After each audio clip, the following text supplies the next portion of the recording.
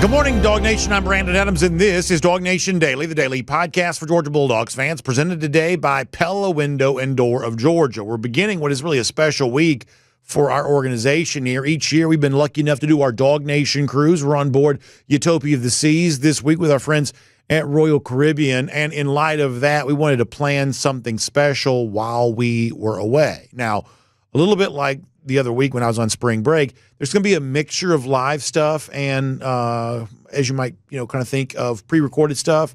Obviously, on Friday of this week, our Connor Riley, who loves the NFL draft, will be live to react to whatever happens in the NFL draft, the Georgia players selected in the first round.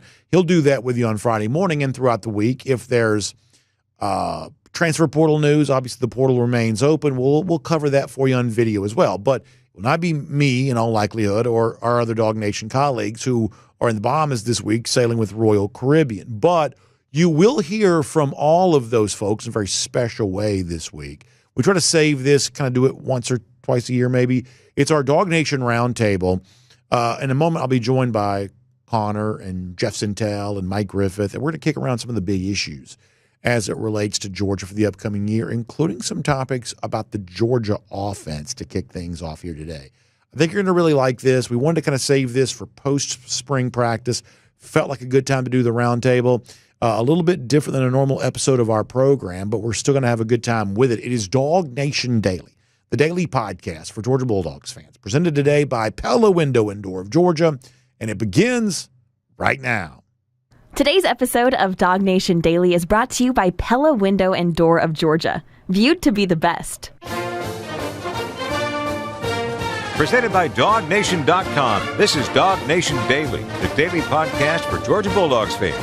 Here's your host, Brandon Adams. One of the things we try to do is make sure that DawgNation Daily, presented by Pella Window and Door of Georgia, is consistent. We like for it to sort of show up and feel the same way, look the same way each and every day. We try not to have too many, we try to, keep you guessing every now and then about what you might hear, but at the same time, we don't want it to be too shocking either. We want this to be a comfort food item, something you know what it's going to be. You kind of have an idea of what to expect. However, every now and then, it also feels appropriate to kind of deviate from that just slightly. Like once or twice a year, we try to do this.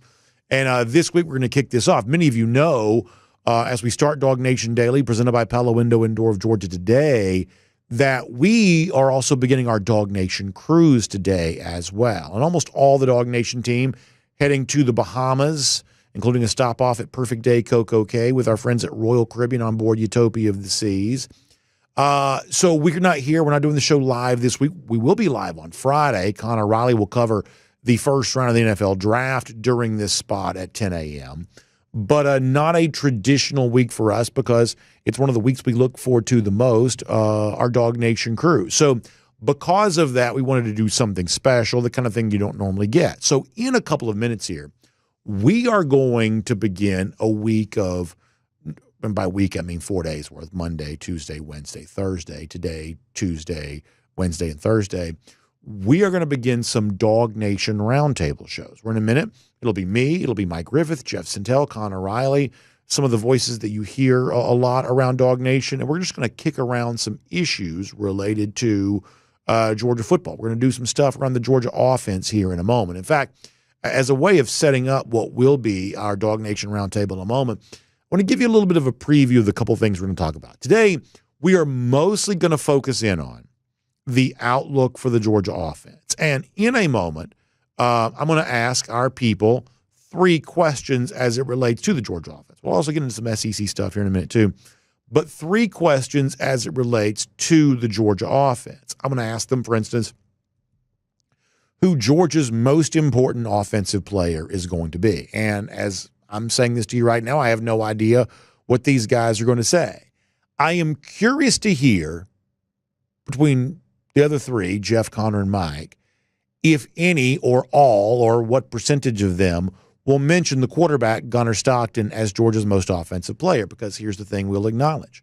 While it is obvious that quarterback is the most important position in football, I don't know that always translates to quarterback being the most important player in any given offense. In fact, I think Georgia at its best here this year might result in Gunnar Stockton maybe not being Georgia's most important offensive player. After all, can it not be said that when Georgia was winning national championships in both 2021 and 2022, Stetson Bennett, while very good and certainly a Heisman finalist in 2022, I don't know that he was ever Georgia's most important offensive player, and he was certainly not the most important player to the team overall. Georgia just had more important players than Bennett. He was simply one of the good things that Georgia had going on in those given years. And this past year, when it comes to Ohio State as the reigning national champion, was Will Howard Ohio State's most important offensive player? I think most would say was probably not. One of the two running backs or Jeremiah Smith, probably more important than that. The same thing may have been true for the 2023 national champions in Michigan, where quarterback may not have been the most important offensive player. It doesn't always have to be that way, and I don't necessarily think it's going to be that way for Georgia here this year. I think what's more important for Georgia is, while you have to be effective with the passing game, we're going to talk about some of the wide receivers that will help Gunnar Stockton orchestrate all of that. I think what's perhaps even more important for Georgia this year is how does it kind of return back to its so-called RBU, running back university roots? How does it get back to that? How does it improve its offensive line play? How does it unlock the potential for guys like Nate Frazier or Bo Walker or Chauncey Bowens or anybody else that you might want to mention there? How do you get back to doing that? And I do know, as I say all this, there's a little bit of skepticism right there about, Georgia being able to do that. And, sometimes people even get skeptical of me for being too, the phrase Disney dog, or if you think about it from a different walk of life, kind of Pollyanna-ish, of just sort of assuming too much in the way of the positive. But honestly, I'm not going to apologize for still being really optimistic about what Georgia can be this year. And I think my feeling on this can kind of be summed up in one simple statement. And after this, we'll get ready to bring on the other guys and do our DawgNation Roundtable, which for the most part will dominate the content on the shows the next few days. Here's my reason for being optimistic about Georgia this year, and optimistic in particular about the improvement that the offense needs to show. I would say that one of the defining characteristics of the Kirby Smart era at Georgia has been this. When there are setbacks, and those setbacks are real at Georgia, and I would say that setbacks are a fact of life for every single program around college football. There's no one's going to play perfectly, no one's going to be perfect. But when there are setbacks for Georgia, those setbacks have been setups for comebacks. That in 2019, for instance, when Georgia had its own offensive issues back then too, that led to the hiring of Todd Monken and led to the offensive improvement that would ultimately result in 40-point per game offenses in 2 national championship years in 2021 and 2022. And when you think about, other issues in which, hey, Georgia needed to show some improvement. What Kirby Smart do it, or was going to do, sometimes the idea of the strong-willed Kirby Smart, he's too stubborn about this or he's too stubborn about that.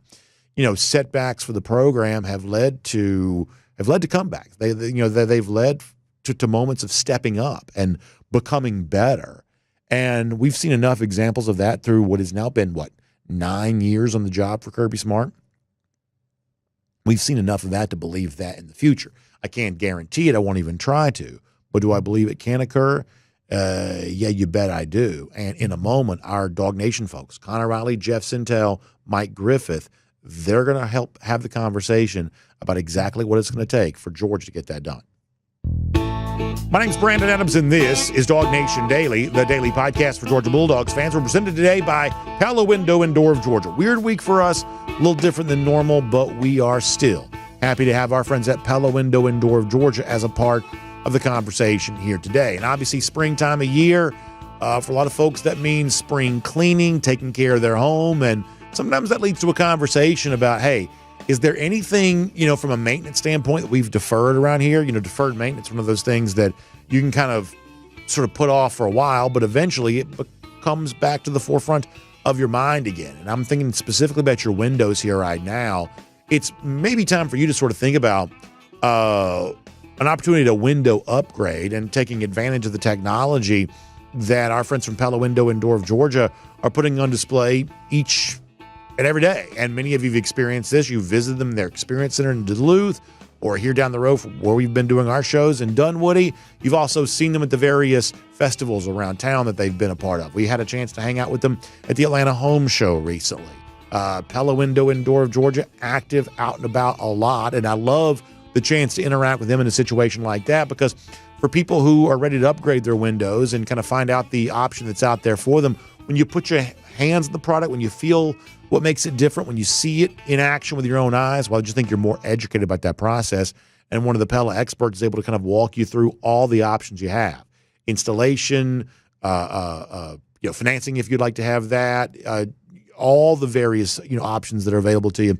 They can tell you about that. I love the fact that many of these windows have like the blind system built into the windows. Many of them have like the screen kind of built into it as well. All of this making your home more energy efficient, keeping that cold air that you spend a lot of money for right now with the AC cranked up, keeping that cold air on the inside of the house where it's supposed to be, improving the curb appeal too.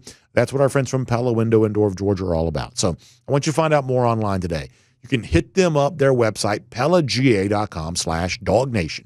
That's PellaGA.com/DawgNation. You can also give them a call, 678-638-1429. 678-638-1429. It's a great time to upgrade your windows. You won't regret that decision. And if you're thinking about doing that, the only name to know is our friends at Pella Window and Door of Georgia. They are going beyond. Okay, so here on our program, Mondays normally mean for us the great former Georgia All-American John Stinchcomb. We'll get back to talking to John again next week, but we want to make the majority of what we do today centering around our DawgNation Roundtable, kind of kicking around some topics related to the Georgia offense. How important will Gunnar Stockton be to the overall successful formula for UGA this year? What is the realistic chance that Georgia does show the improvement that it needs with its offensive line and its running game? How do you make those statistics that weren't quite very Georgia-like last year, how do you make all of that better? That plus a whole lot more as we roll on here today with our DawgNation Roundtable. We hope you enjoy it.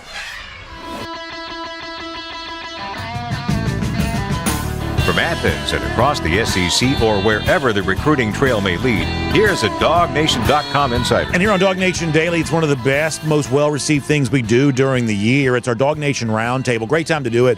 Our DawgNation Cruise ongoing, kind of early preview of the 2025 season. For the next few days during this space, we're going to hear from our DawgNation riders, our little cohort of riders, Connor Riley, Jeff Sentell, Mike Griffith, and we're going to hit some of the hot topics around Georgia football. In fact, as we kind of transition to this today, we'll also call it Around the Doghouse, poured by our friends at Dr. Pepper. And I guess, Connor, I'm going to bring you in on this first, if you don't mind, to sort of set the tone for the discussion. We've been kind of looking at the outlook for the Georgia offense. And simple question here, who do you think Georgia's most important offensive player is going to be for 2025? And as I was telling our audience before you joined us, the caveat here is, while quarterback is clearly the most important position in team sports, it's not always the most important position for the very best college football teams, including at times perhaps Georgia too. So maybe the answer is Gunnar Stockton. I'm not saying that it isn't, but who do you think Georgia's most important offensive player is for 2025? I think the player that is going to best define how successful this Georgia team is not its quarterback. It is not Gunnar Stockton. I think it's actually Nate Frazier, because you look back a season ago, as much as Carson Beck struggled at times, Georgia's inability to run the football, I think, really hurt this offense and asked them to play in a certain way. And so you tell me going into 2025 that Nate Frazier makes the leap that a lot of us expect him to make, that he's able to run behind an offensive line that cleans up a lot of the issues that they had a season ago, because I don't believe it was a talent issue on the offensive line. I think that there were other factors at play there. And if Georgia's able to better run the ball, and I think Nate Frazier best represents that and takes a step forward and hits the 1,000-yard mark as a running back for the first time since DeAndre Swift did it in 2019, I think that lets us know that this Georgia offense is probably going to be in a better situation in 2025 than it found itself in a lot of times in the 2024 season. So while Gunnar Stockton is obviously a key piece of this offense and probably, determines what the ceiling for this Georgia team is, I think in terms of a down-by-down basis, what we see out of Nate Frazier, because I can't pick the entire offensive line, is going to determine how successful this Georgia team is this year. I think it's a great answer. And, Jeff, I want to bring you in this for a second, because while the Georgia running game was certainly not as good last year as it could have been, I think Connor's point about Frazier is strong because Frazier had an outstanding freshman season. That if you want to believe the best for Frazier, even in the midst of him being a part of a rushing attack that wasn't successful in its total, I think the numbers from Frazier, more than 600 yards rushing. I think he had 8 total touchdowns, just one fewer than Trevor Etienne. Better yards per carry number than Etienne a year ago. I do believe the building block is there for Frazier. So before I hear your answer, how about a thought on what Connor says about what Nate Frazier, the value that he could have for this Georgia offense? Big playability, that's the first thing you see. He's probably going to be their leading scorer, I might imagine. Got to hold on to the ball, got to pass protect. I believe, and my cohorts will probably know this as well, I think the last time a freshman led Georgia in rushing was that Nick Chubb in his freshman year. I think that's the last time, because we do know that Frazier led the Dogs last year, and he didn't see action in every game, and it was always a chance where this is what sticks in my mind about Georgia. I remember looking in that backfield last year against Notre Dame, and there used to be 3 or 4, I call them damage dealers, like really explosive dudes back there.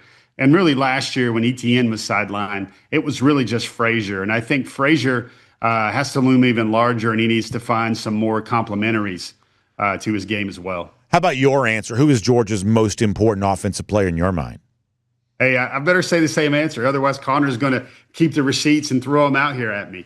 I think it's Noah Thomas. And my stock on Noah Thomas going into spring, I believe it dipped a little bit just because he had to adjust to Georgia's practices and the rigor of Georgia's practices.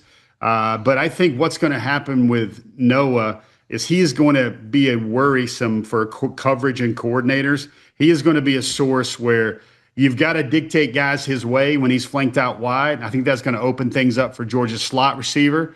Probably the right answer right now probably would be a healthy Zach Branch or Georgia's slot receivers when you throw Sokovie White in there. But I still like the Noah Thomas pick because I think he's the guy in red zone Gunner's going to throw to a lot, Brandon. And watch this, because I think patterns repeat themselves, especially with Gunner here. Gunner had a go-to guy in high school that he fed the ball, threw about 20, 25 touchdowns to a lot. I think he will identify one target deep, especially deeper in the red zone, that he will fancy this year. I think that's going to be Noah Thomas, and I think it's going to open up the offense for the tight ends, the Fraziers, and the slot receivers. Yeah, I think that's really interesting. I think it remains to be seen how good Thomas and Branch truly will be, but I am fairly confident in saying they are at least better than what Georgia's had. I think this is a successful endeavor this offseason, upgrading the overall talent level in the wide receiver core. The freshmen are a part of that. Some of them are going to play. Thomas and Branch are a part of that too. And even if they don't fully achieve like their top-end projections that are maybe being tossed around, I don't think there's any doubt it just sort of gives a wider collection of targets for what I believe will be Gunner Stockton to throw to than maybe what Carson Beck had a year ago. Mike, same type of deal for you. I want to hear your answer in a moment, but how about your thought on these transfer receivers? How much better do you think their presence, including Jeff specifically mentioning Noah Thomas, how much better do you think they make the Georgia offense potentially? Well, I think it's a level up for sure. I mean, we didn't get to see a lot of Noah in the spring game. He sprained his knee, but I'd heard good things. I think he's got a chance, as Jeff said, to be a primary target. We'll see where Colby Young fits in that as well. Kind of similar receivers, big guys that can get up, difficult matchups. Branch is exciting. We saw him make a heck of a catch in the spring game to set up the only first half touchdown. The tight ends are going to be improved. I consider them receivers. I mean, the way Georgia uses them, and we saw a lot of good things from Lawson Lucky. We've heard Sparks. We've seen Sparks from him. He looks like he's going to continue to get better. Delpa's kind of an established guy there. We've heard a lot about Jaden Riddell. Got to see him turn the corner on a catch. So he obviously has some speed. Looked more like a receiver than a tight end on that play. And of course, then you have Williams and Barbour, the two freshman tight ends, and you wonder how they'll kind of eventually work their way in. So a lot of targets. And, I think Connor's answer is solid. I think that, Frazier right now, the predominant running back. And as we tape the show, I think we still anticipate Georgia will try to get a running back in the portal. We'll see if they do. I'm sure they're pretty confident they will with Branson Robinson's departure. I think that tells you there's an open roster slot for a running back specifically. It'll be interesting to see how much of an impact player they can land. But I'm going to give you the conventional answer, Brandon. And I do think that it's whoever is at quarterback. Last year, kind of as the Georgia quarterback position played, Georgia went. I didn't think Gunnar Stockton played real well against Notre Dame. The delivery, not a fast delivery. I got stripped inside the 15. That was a pivotal play. Accuracy in the spring game, made some good throws, as Kirby Smart said, did some good things, did some poor things. Nobody lost the spring game, so there's not a lot of panic right now, but if that was Florida or Alabama or Texas on the other side of the ball and Gunnar misses a wide open, Cash Jones out of the backfield, I don't think we're so quick to shake it off or has an inability to complete a fourth down pass or underthrows Colby Young in the end zone. Right now we shake it off and say that's a spring game. But if it happens against Texas, if it happens against Alabama, if it happens at Auburn, at Tennessee, and you fall behind on the road, do you have a quarterback that can bring you from behind? One? Two, do you have a quarterback that can stake you out to the lead so that you can rely on a back like Frazier? So you can pick your targets and set up those run-pass conflicts where you can have a little bit more balance in your offense. Last year, the Georgia run game, not real good for a number of reasons. The offensive line, lack of depth in the backfield, but also situational football. Georgia was playing from behind quite a bit, and that affects your run-pass ratio. So I think it's going to be the quarterback position. As you said, right now it looks like Gunnar Stockton. Obviously, Puglisi has made some improvements. He's got a better arm, I think. I think he's got a higher ceiling. But right now, Gunnar Stockton looks like he's the most comfortable player on the team running the offense. So I'm going to say the most important position player on offense is the quarterback. Connor, let me bring you in on Gunnar Stockton for a moment, because the point that I've been making for the last couple of weeks is that, and I don't mean this in any way disrespectful, but when you go back and look at Georgia in 2023, that's a year in which most people thought the Georgia offense is pretty good, and Carson Beck made a pretty big name for himself. I think it's actually not that hard to replicate what Beck did in 2023. He only threw 24 touchdowns. Now, Georgia had 1 million rushing touchdowns that year, but Beck himself only threw for 24.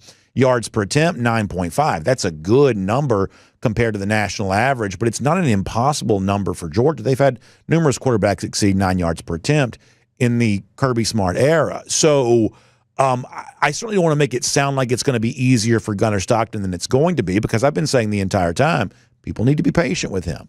After the Texas game when he was lauded, after the Notre Dame game when Georgia lost, I think the story is Gunnar Stockton is growing into a role where he can be the starting quarterback. But my optimism around him sort of centers around at a time in which the Georgia offense was really, really good by most statistical benchmarks in 2023. The actual path to get back to that, I don't think is quite as arduous as some folks give it credit for. What say you? Yeah, and I think it's important in discussing the context of that 2023 team.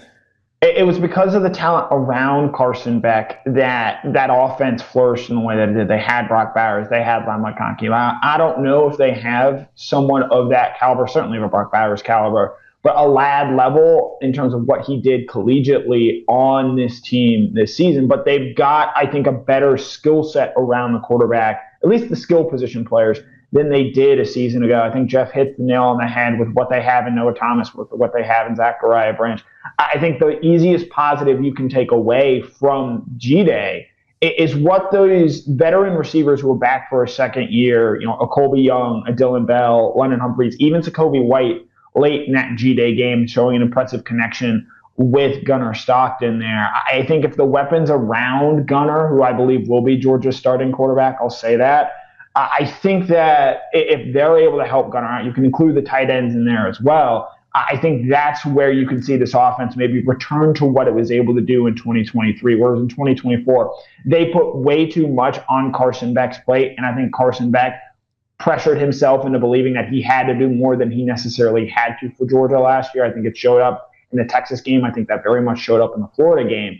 And so they've got to find a way, and they said as much after the Notre Dame game, They've got to find a way to play better around the quarterback position so that they can better help the offense as a whole and not put it all on Gunnar Stockton's shoulders. We'll call that Around the Doghouse, poured today by our friends at Dr. Pepper. And, of course, this week we're on our Dog Nation cruise. Our folks from Dr. Pepper hanging out with us.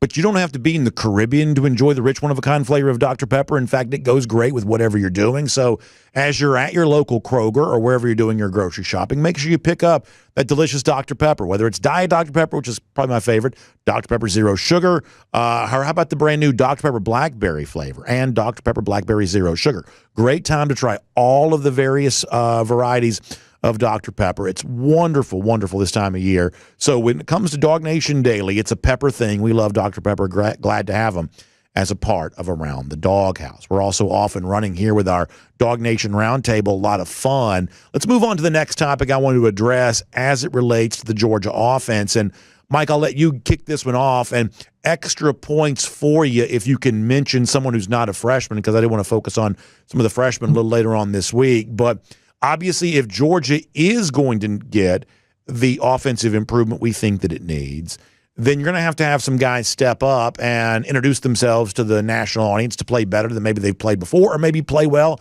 in their first opportunity to kind of get a crack at this. So having some fun with this for a moment, do you see a possible rising star on this Georgia offense anywhere at really any position you want to mention for the moment?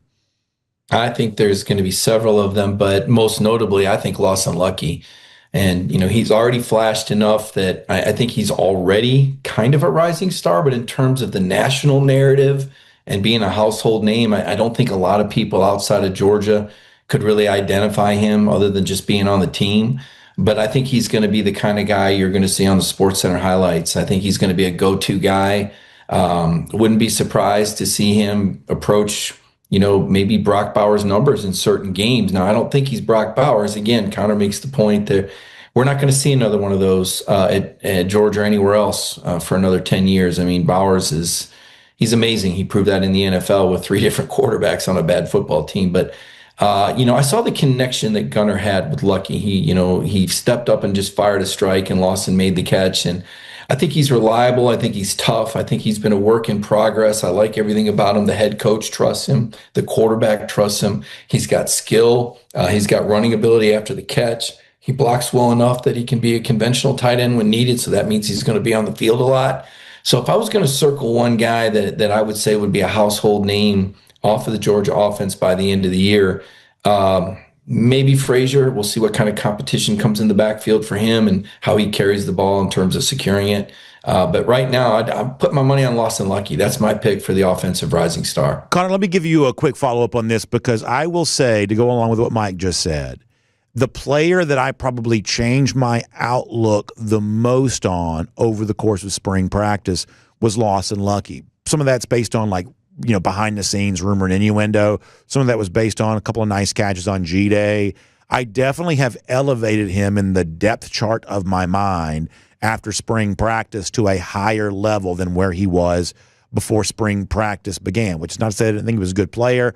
I just think that he's a lot more in the mix to be a major component in this offense than maybe I was giving him credit for.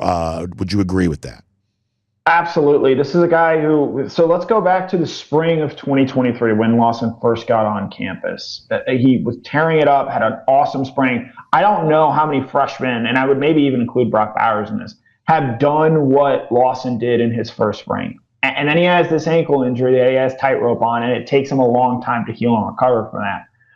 Lawson actually had more receiving yards than Oscar Delp did a season ago, but when I talked to Todd Hartley, Georgia's tight ends coach, at the end of the 2024 season, he still felt that Lawson wasn't back to the player he was pre-ankle injury, and I think we saw a little bit more of that this spring. He's a guy that knows the offense as much as I like, and I think Oscar Delp is an important piece of this offense. Lawson Lucky is not behind him on the depth chart. They are co-starters. And so I think that with Lawson going in this year, look, again, Georgia very clearly going to spread the ball around. They're not going to try and feature one individual guy. But I think you saw at times last year, Lawson step up and make big plays. I was impressed early in that game with the third down catch he had, where they sort of changed plays at the line of scrimmage. He makes just a nice catch over the middle there. You didn't see a whole lot of that in the spring game as a whole because they want to make more difficult throws to the outside. That's why the numbers were what they were there. But between Lawson Lucky and between Oscar Delp, Georgia should feel, I think, very good about what it has at its tight end position, because I think mentally these guys are in a different space than they were this time a year ago, where so much of the conversation was, how do you replace Brock Bowers? Whereas now it's, okay, and I think they realized this late last season, how do I go about being the best version of myself? Do you have a rising star on offense? Can I say Nate Frazier? Sure. No, that's fine. Yeah, that's fine. I think in the context, Georgia fans know who he is. Some SEC fans know who he is. If this Georgia team is going to be the team that we think it potentially can be, Nate Frazier is going to have to be mentioned as one of the best running backs in the country. And ESPN's recent article doesn't seem to indicate that, where they name the top 10 running backs coming back the next season. Frazier did not make that list. And I think if this Georgia offense, and again, I don't want to keep hammering the Frazier talking points, especially because, BA is the president of the Nate Frazier fan club. I don't want to encroach on your territory.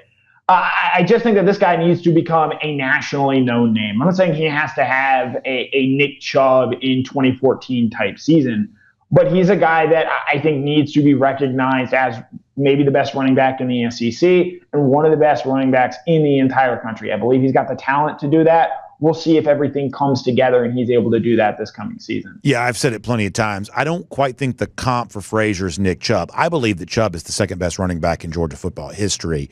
But I do believe a Sony Michel, DeAndre Swift type comparison, I think that's potentially totally appropriate, at least in terms of a realistic possibility for Nate Frazier. I don't mind that at all. Jeff, how about for you? Do you see a rising star on this Georgia offense? Brandon, I do. And it's funny. I want to chuckle because we need to have a graphic made out with presidents of fan clubs. Because, I remember Don Blaylock was one of Connor's favorites. Sure. And since you're reigning with Nate Frazier, and I think Connor has dubiously dubbed me the ringleader of all things Noah Thomas. My rising star, I got two names. I'm going to sound like I think I'll just whittle it down to one. I'm gonna sound like a football guy, maybe not a president of a fan club guy. I think it's got to be Drew Bobo. I think that's a guy that's got to go from, a contributor, part-time starter. He was a spot starter last year. Let's look at it. Georgia's ran the ball effectively over the years when they've had a really great center. And you look at, Lamont Gilliard, you look at Cedric Von Granger. Last year, Jared Wilson, most athletic center, fastest center in NFL Combine history. But I don't know if he brought a lot of things that you get with Drew Bobo. I think Drew Bobo makes the guys next to him a lot better. I think he knows the offense backwards and forwards, like his dad's the offensive coordinator. And I really think that he's a guy that will help those new faces along the line. What are centers supposed to be, Brandon? Oh, this is not a crazy, hot take pick to name a center here. But I think centers are supposed to be the anchors. And I think that's what Drew Bobo can be for Georgia. Honorable mention for me right there, Brandon, would probably be Sokovie White. Okay, fun stuff. All right, the time we have left, I want to transition, go cruising around the SEC, courtesy of Royal Caribbean. And by the way, we are cruising around the SEC literally this week, or actually, we're cruising around the Caribbean with Royal Caribbean this week on board our DawgNation cruise. But in the near future, you got your chance to do that too. Whether it's Utopia of the Seas, the newest for now Royal Caribbean ship that we're on, or the debut of Star of the Seas later on this summer, or Icon of the Seas, or any of the other wonderful ships and amazing destinations that Royal Caribbean visits. Our Jessica Slater, travel advisor, specially selected for us by Royal Caribbean to help us with all of our Royal Caribbean cruise vacation needs. She's standing by to help you too. You can give her a call, 770-718-9147. That's 770-718-9147. You can also email her, jslater@dreamvacations.com. I mean this. I'm so proud to be showcasing Utopia to all of our DawgNation folks this week. I believe that you would really benefit this year from a Royal Caribbean cruise vacation, and my wish for you is that you get your chance to take one. I certainly hope that you will. All right, so as we're cruising around the SEC here for a moment, I want to do this kind of simple today because as we kind of do our roundtable stuff this week, I want to hear from y'all on Georgia, but there are a couple of different SEC things I want to hit here too, including the potential for an underachieving SEC team, a team that could disappoint here. And here's the parameter I want to give on this, if you don't mind. I went back and looked at the ESPN way too early top 25, the SEC teams on that list. Texas, Georgia, LSU, South Carolina, Alabama, Florida's on there, Tennessee, Texas A&M, and Ole Miss. Now, for the sake of our conversation, I'm going to personally eliminate Florida because I think that's probably ridiculous. But of the other teams that are on there, if you had to say a preseason top 25 team from the SEC that's likely to finish unranked, Jeff, do you have one for us?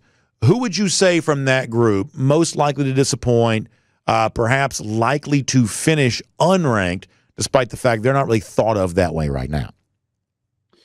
Well, I mean, the obvious answer, safest answer on the board is probably Tennessee right now. Obviously, they're going to underachieve losing their quarterback. I don't know if your list was populated prior to the Nico news, but the other one that really has bad juju for me, Brandon, is I don't know if I'm buying a lot of South Carolina stock. I don't believe in that offense, the creativity of that offense, besides Lenore Sellers and his legs. If you will remember, Brandon, somehow for me, South Carolina hype right now feels like some of the typical Auburn hype in years past, where they end up kind of falling on their face a little bit. I don't know if I'm sold about South Carolina, a team like that. And maybe they're not in the top 25, but I think they're one of those du jour, vogue, take of the day. Watch out for South Carolina. This might be their year to be on the upswing. I think for me, my best answers to those questions and your very good topic there would be Tennessee and South Carolina. In defense of South Carolina, they've beaten Clemson 2 of the last 3 years, a very good Tennessee team in 2022. They beat them as well, this all leading into a top 10 season a year ago. I think that Shane Beamer, despite the fact that a lot of folks didn't expect this from him, is really establishing himself right now in kind of that upper echelon of SEC coaches. They're recruiting well. I think they're an active participant in the transfer portal right now. I'm pretty pro Shane Beamer, all things considered. Mike, how about for you? We gave you the list. These were the teams that ESPN originally had from the SEC in the preseason top 25. If you had to select one that won't finish ranked, which one do you think? Just kind of piling on your South Carolina point there, BA. I think Beamer's only the second South Carolina coach to have back-to-back 9-win seasons, joining Steve Spurrier, who obviously is the only South Carolina coach taken to an SEC championship game. Yeah, Jeff's not as high on Lenore Sellers. He thinks the defenses are going to catch up to the simplistic game plan and probably questions his ability to throw the football, which I think is fair. It's one of those things where if you want to go back and look at the Lenore Sellers of September, I mean, I think on this show I probably called him the worst quarterback, among the worst quarterbacks in the SEC. But the Lenore Sellers we got in November, by the time you got to that sort of final stretch of the year, very different version of the quarterback that began the year for the Gamecocks, I thought. For sure. And, that says something about Sellers. It'll be interesting. That's a team that certainly goes only as far as their quarterback, once again, takes them. I will say, BA, that I wouldn't be so quick to shrug off of Florida. It'll be interesting to see DJ Lagway's shoulder health. He didn't throw a pass in the spring, but that's a team that was beating Georgia when he was healthy. So he has a lot of sway in that locker room, and they seem to head it pointed right direction. So obviously neither of those two teams are my likely biggest disappointment. I'm going to go with Ole Miss. I see Lane Kiffin on camera right now doing a lot of video. I think he wants to take advantage of the momentum while he has it. I've got a lot of questions about Ole Miss. As good as Jackson Dart played and as promising as the backup looked in one series against Georgia, they're going to be missing a lot of those killers in the front seven. That was a real difference maker for Ole Miss was that defense. Now, Florida did beat them late in the year, but I've got questions when you are a transfer-heavy team like that. Your culture changes from year to year. You don't have that nucleus that I think you have in a program like Georgia, where you have that continuity and that consistency, predominant number of players that have come up within the program that give your locker room that character. So to me, Ole Miss is a bit of a gamble this year. I know their schedule's still pretty easy. They do have some challenges. They have some question games out there. I mean, you'd think a home game with Tulane would be a gimme, but I'm not so sure. Tulane can be a little salty. You wonder a little bit about the Ole Miss-Arkansas game. They still play LSU. They play at Mississippi State. Got to think Mississippi State will be improved. So to me, the most likely underachiever based on preseason prognostications would be Ole Miss and Lane Kiffin. I do not expect them to win 10 games again, and perhaps not even 9. Connor, before you give me your answer, how much, Mike mentioned this, how much would you pay to watch Theo Vaughn interview Kirby Smart? Recently, Lane Kiffin sat down with Theo Vaughn, one of the most popular podcasters in the world. How much fun would it be to see Theo Vaughn and his style of comedy interview Kirby Smart? I just think Kirby would just go into defensive mode. He'd try and run out the clock. He'd give long, elated answers. Do you think Kirby Smart knows who Theo Vaughn is on his assessment? I think he does because of his kids. I think that he does know who Theo Vaughn is. I think that's really interesting. How about for you, an SEC team that could finish unranked? Look, there have been a lot of easy answers taken so far. I agree with South Carolina, not so much because of the questions about Lenora Sellers, but you look at the reason they were successful last year, it was because of the talent they had on defense. They're going to send 3 defensive linemen in the NFL, and I know that Dylan Stewart is as good as any pass rusher in the country, but it's a tall task in replacing all 3 of those guys. Tennessee has its questions. Ole Miss, as Mike points out, loses a lot of its front 7. But can I give you a spicy answer here, BA? Please. Please. What we're really looking for here? Please. One of the teams that you mentioned that is ranked in the top 25 that I wouldn't be surprised if they don't finish ranked there, the Alabama Crimson Tide. Wow. This is a team where another year away from Nick Saban, they make more changes, they get further away from that model. And you look at that team last year, one, I thought they did a lot of scapegoating of Jalen Milroe. I don't put all the struggles that the Alabama offense seemed to have at times last year on him. You never know what team you were getting week to week last year. They really struggled on the road. Like that performance against Oklahoma was just very concerning. I don't put a whole lot into that Michigan bowl game because bowl games, I think, can sometimes be false indicators. But with what I saw when they went on the road last year, that was concerning to me. And so this year, yes, you get LSU at home, you get Tennessee at home, but you have to go to Georgia. You have to go to South Carolina, a team that gave Alabama at home last year, mind you, all the fits it could. You got to go to Florida State. You got to play Wisconsin. Those are a lot of games for an Alabama program that has had a lot of turnover of late. And yes, they bring in Ryan Grubb as the offensive coordinator. They're going to have a new quarterback there. I just have a lot of questions about Alabama and with the schedule that they have. It wouldn't surprise me if this is a team that finishes the regular season with an 8-4 because, again, and they end the year at Auburn, a game that I think is going to be as fascinating as any in the SEC because Hugh Freeze needs to have a great year, and that game could have a very big referendum on both Hugh Freeze, the Auburn head coach, but also Kalen DeBoer, the Alabama head coach. It's an outstanding. Go ahead. I'm sorry. Do you think DeBoer survives an 8-4? Do you think he's got one more year of insurance? I think he's got one more year of insurance with an 8-4, but that puts a lot of pressure on his 2026. It's an outstanding answer. It's one of the reasons why I love the DawgNation Roundtable, and I think Jeff asked an appropriate question as a follow-up on that too. One of the teams really in the spotlight in the SEC this season is an Alabama team that was not in the College Football Playoff a year ago. We'll come back and do more of it tomorrow. We'll look at the Georgia defense and also some interesting stuff as it relates to the SEC, too. We'll call that Cruise Around the SEC, courtesy of Royal Caribbean. We'll see you back here again tomorrow for our DawgNation Roundtable. What a start to our week with our DawgNation Roundtable. Some beautiful thoughts on kind of the Georgia offense, what it might look like this season. Clearly a hot topic, and there's always room for debate and discussion. We'll be doing plenty of that. I'm just so thrilled on a week like this where, hey, we're on our DawgNation cruise and things are a little bit different, that we have kind of some content we can provide that's a little bit unlike what we normally do on a regular basis. And, it's hard to get everybody in the same place at the same time to do this more than 1 or 2 times a year. But when we get a chance to, boy, it's always a lot of fun. Outstanding stuff. Let me tell you what else is outstanding. How about those lousy, stinking Gators and the unmitigated misery they endure at the hands of the Georgia Bulldogs? About 1,626 days. That's how long it's been since Florida's beaten Georgia. It's our Gator Hater Updater. We'll get back to Golden Shoes again next week. Always a lot of fun. We appreciate you being with us. Tomorrow, more roundtable stuff. You're going to love it. Some interesting thoughts on that Georgia defense. It's all on the way. We will talk to you then, everybody. And on video, time now for the R.S. Andrews Cool Down. R.S. Andrews, the one you turn to for your air conditioning, heating, plumbing, electric needs. They show up on time. They do the work that's promised, the price that's promised. You can trust R.S. Andrews on all of that. Hope you enjoyed the DawgNation Roundtable here today. Obviously, I miss getting a chance to interact with all of you, but I know y'all always like kind of going back and forth with each other, and who knows? Facebook talking about lunch, YouTube talking about anything in between. Our folks at DawgNation.com, they're having their fun too. And, of course, this time next week, I'll be right back here doing all of that with you again. We just really appreciate you being a part of the program. We think we've got a great week planned for you. Don't forget, we'll be live throughout the week as transfer portal stuff comes up, because I know you can't go out of town this week and not miss something, whether it be a player coming to Georgia, a player leaving Georgia. There'll obviously be some of that, but we'll have plenty of Dog Nation coverage for you on that. Then on Friday, Connor Riley will cover the first round of the NFL draft with you. So that is the story there. Y'all check out R.S. Andrews online at rsandrews.com for your air conditioning, heating, plumbing, and electric needs. They show up on time. They do the work that's promised, the price is promised. You can trust them on all of that. We hope you have a great day. We'll see you back here tomorrow for Dog Nation Daily, presented by Pella Windows and Door of Georgia. We'll look forward to talking to you then.